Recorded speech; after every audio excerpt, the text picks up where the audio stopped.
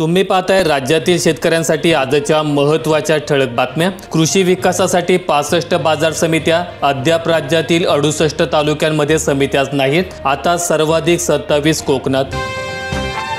शेती महामंडळाच्या 22,000 कर्मचाऱ्यांना म्हाडाकडून घरे, राज्य शेती महामंडळाच्या बैठकीत महसूल मंत्री बावनकुळे यांची घोषणा। शेती महामंडळाच्या सुमारे 22,000 कर्मचाऱ्यांनी महामंडळ विकसित करण्यासाठी आपले योगदान दिले। त्यांच्या कामाची दखल घेऊन त्यांना राहण्यासाठी योग्य अशा सदनिका म्हाडाच्या माध्यमातून बांधून देण्यात येईल, अशी घोषणा महसूल मंत्री चंद्रशेखर बावनकुळे यांनी केली आहे। दहशतवाद्यांना पाकिस्तानचे 30 वर्षांपासून प्रशिक्षण, अमेरिकेची पूस, संरक्षण मंत्री आसिफ यांची कबुली, हल्लेखोर स्वातंत्र्य सैनिक, परराष्ट्र मंत्र्यांचा दावा। महिलांना हक्क देणारी लक्ष्मी मुक्ती योजना गतिमान, शेताच्या 7/12वर पत्नी बनणार सहहिस्सेदार। शासनाच्या लक्ष्मी मुक्ती अंतर्गत महिलांना शेती मालमत्तेत सहहक्क मिळावा, यासाठी विशेष प्रयत्न सुरू करण्यात आलेले आहेत। इलेक्ट्रिक वाहनांच्या खरेदीसाठी 400 कोटींचे प्रोत्साहन गिफ्ट, 30,000 रुपयांपासून 20 लाखांपर्यंत मिळणार सूट। शासनाचे ईव्ही धोरण पुढील आठवड्यात जाहीर होणार। भारताकडून पाकिस्तानला पाण्याचा थेंबही मिळणार नाही, केंद्रीय जलशक्ती मंत्री CR पाटील यांचा ठाम शब्दात पुनरुच्चार। सिंधू जल करार स्थगित करण्याची अधिसूचना जारी करत भारताचा सज्जड इशारा। नागपूर जिल्ह्यात आजपासून पुन्हा रिमझिम, हवामान विभागाची शक्यता। पावसाचे वातावरण, उष्णतेपासून काहीसा दिलासा। गेंड्याची कातडी घेऊन बैठकीला बसता का? उपमुख्यमंत्री पवारांकडून अधिकाऱ्यांची कान उघडणी। कोणी कितीही मोठा असू द्या, पुढच्या बैठकीत त्याला उभा केल्याशिवाय मी गप्प बसणार नाही, अशा शब्दात दम भरला।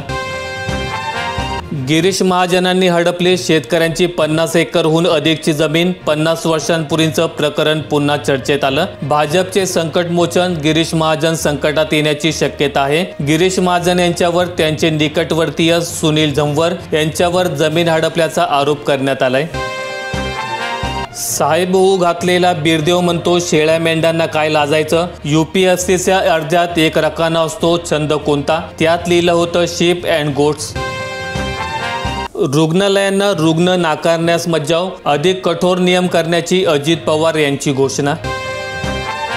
विमा रक्कम शेतकऱ्यांच्या खात्यात जमा, छत्रपती संभाजीनगर जिल्ह्यात 85 कोटी रुपयांची नुकसान भरपाई मंजूर, वेगवेगळ्या ट्रिगरमधून देण्यात आली भरपाई। 20 मृतांची पॅन खाली ओढलेली, खतना पाहून गोळीबार, पहलगाम हल्ल्याच्या तपासात धक्कादायक खुलासे। पहलगाममध्ये झालेल्या दहशतवादी हल्ल्यानंतर भारतीय लष्कर, जम्मू काश्मीर पोलीस आणि प्रशासनाच्या संयुक्त चौकशी समितीने मृतदेहांची अवस्था बघून गंभीर बाबी मांडल्या आहेत। नागपूर जिल्ह्यात कापसाचे उत्पादन घटले, पेरणी क्षेत्रही घटणार, वाढता खर्च व कमी दराचा फटका, शेतकरी पर्यायी पिकांच्या शोधात, मका व तुरीला प्राधान्य।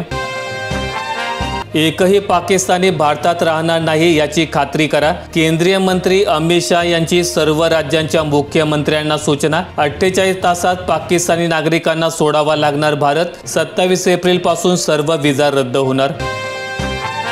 भारताने सिंधू नदीचं पाणी बंद केलं तर पाकिस्तानात हाहाकार उडेल, शेती बर्बाद होणार। पहलगाम येथील दहशतवादी हल्ल्यानंतर भारत सरकारने पाकिस्तान विरोधात 5 महत्त्वाचे निर्णय घेतलेले आहेत। यात सिंधू जल करार स्थगित करण्याचा निर्णय विशेष लक्षवेधी ठरला आहे।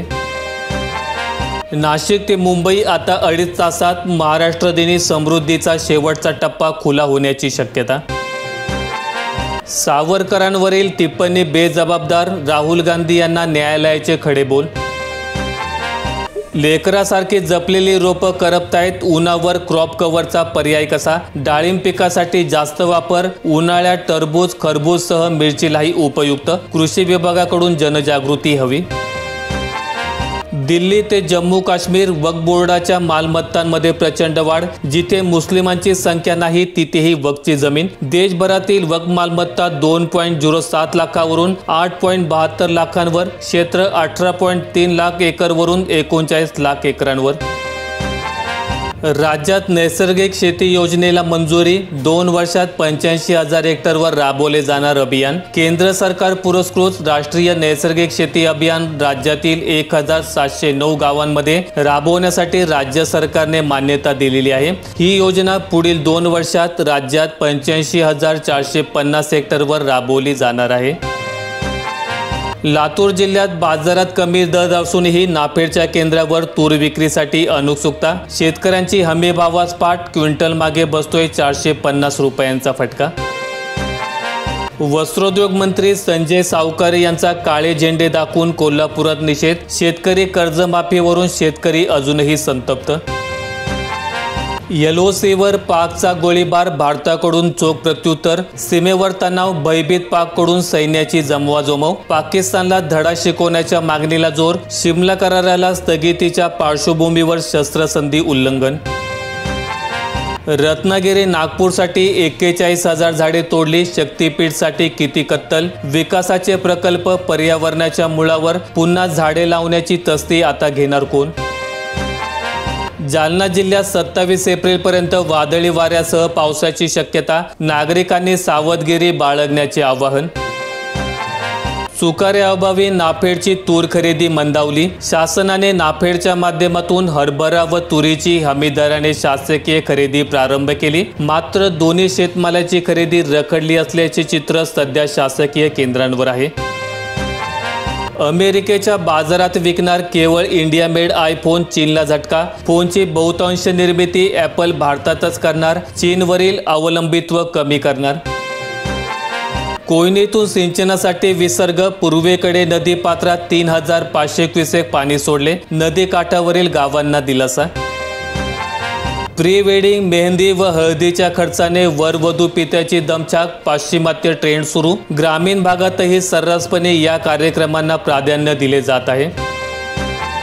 सत्यप्रत बियाण्यांची विक्री व वितरण साथी पोर्टवरून करण्यास राज्य सरकारने मान्यता दिली। खरीप 2023 पासून या पोर्टलवरून राज्य बीज प्रमाणीकरण यंत्रणेच्या माध्यमातून कार्यवाही सुरू आहे। यामध्ये बियाणे कंपन्यांचे पैदासकार, पायाभूत व प्रामाणिक बीजोत्पादन कार्यक्रमाची प्रक्रिया केली जाते।